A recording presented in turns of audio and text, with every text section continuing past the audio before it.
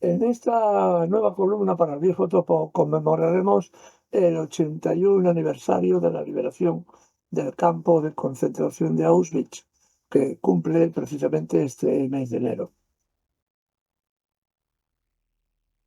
Esta conmemoración es un hecho que nos debería haber dejado una profunda reflexión sobre el mal, el poder y la deshumanización, en definitiva, sobre lo que es el capitalismo depredador en todas sus formas.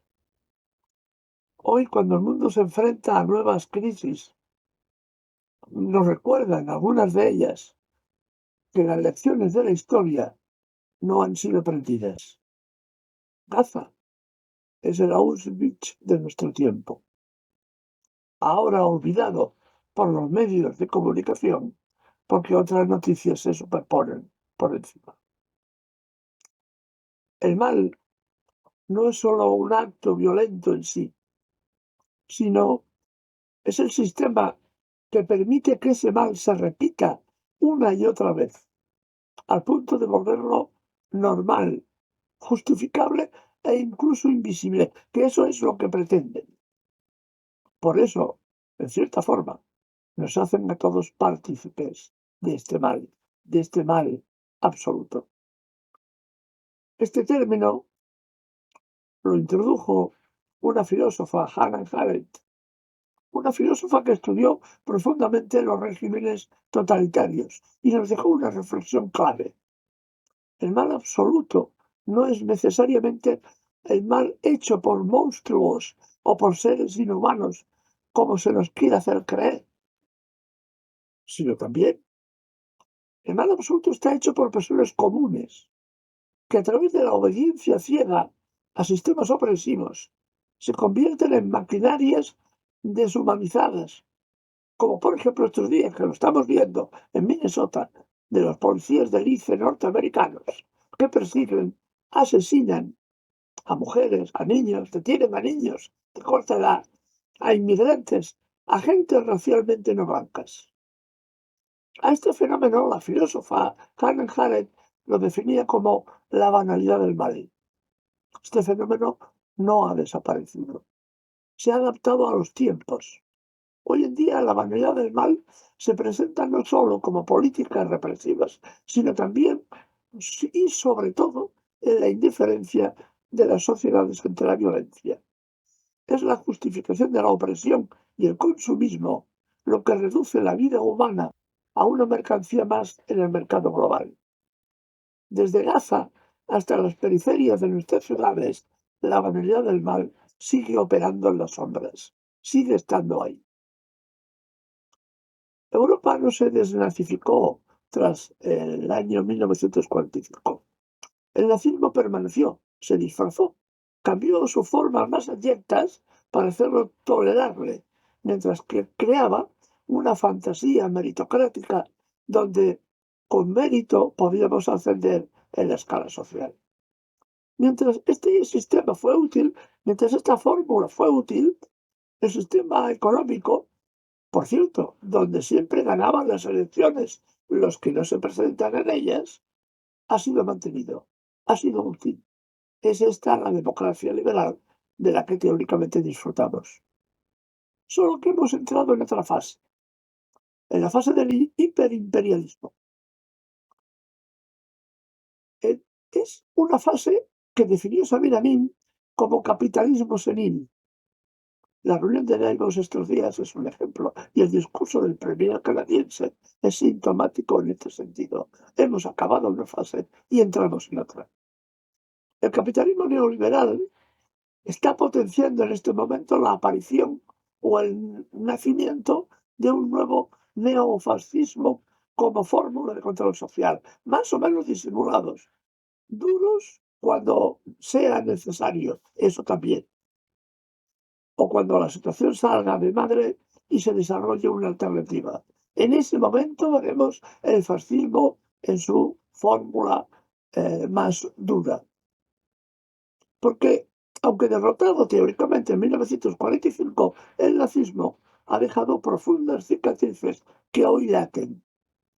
El capitalismo moderno se convierte en una fuerza que perpetúa las mismas lógicas de despojo, de exterminio y de opresión. Y lo peor es que ahora lo está haciendo de una forma que para muchos, para una masa muy importante de la población, parece natural.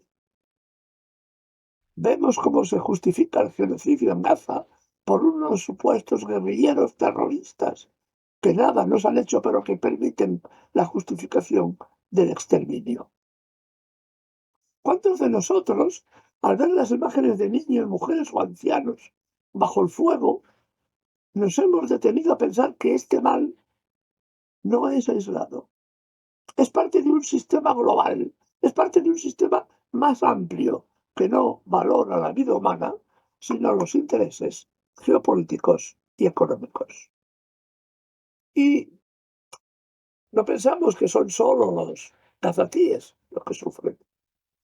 Lo mismo ocurre con poblaciones en situación en África, donde se perpetúa la pobreza, el despojo y la violencia. Desde África hasta América Latina o incluso las comunidades marginalizadas en Europa. Lo hemos visto en Badalona, cómo se expulsaban a centenares de migrantes que vivían bajo un puente. Y esto produce deshumanización. El capitalismo es en su forma más depredadora, dirigidos por políticos corruptos y políticos que han adoptado la divisa del fascismo como fórmula de ganar espacio político. El capitalismo ha creado un mundo donde la vida humana es vista como un recurso más, desechable cuando ya no es rentable. Porque, y repito, es Gaza el Auschwitz de nuestro tiempo. Y es también los inmigrantes expulsados en Badalona, la represión contra los latinos y contra los no raciales blancos en Norteamérica. Pero en Gaza vemos el mal en su forma más insidiosa. No es simple, no es siempre el mal un acto directo de violencia, sino es sobre todo la suma de indiferencia, de justificación, de complicidad definitiva, a través de la inacción.